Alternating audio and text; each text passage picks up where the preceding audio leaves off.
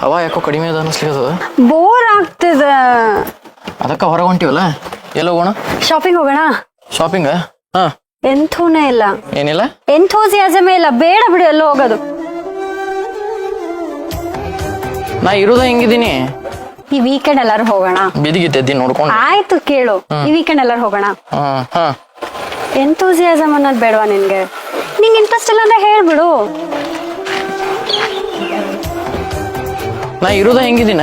ಬುಜ್ಜು ನೋಡು ನಂಗೋಸ್ಕರ dress order ಮಾಡಿದಾಳೆ. ಯಾಕ? ನನ್ ಬರ್ಡೇ ಬರ್ತಿದೆಯಲ್ಲ. ಹೌದಾ?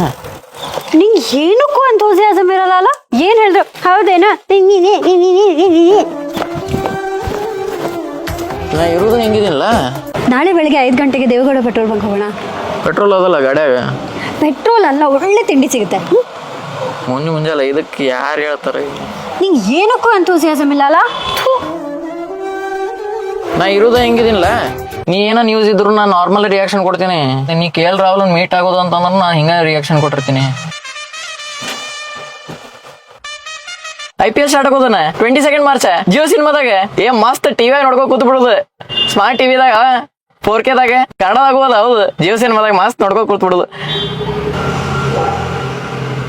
ಅಲ್ಲ ಏನ್ ಎಂತೂಸಿಯಾಸಮ್ ಇಲ್ಲಲ್ಲ ನಿನಗೆ ಹೊಲಸ್ ಮಾರಿ ಮಾಡ್ಕೊಂಡು.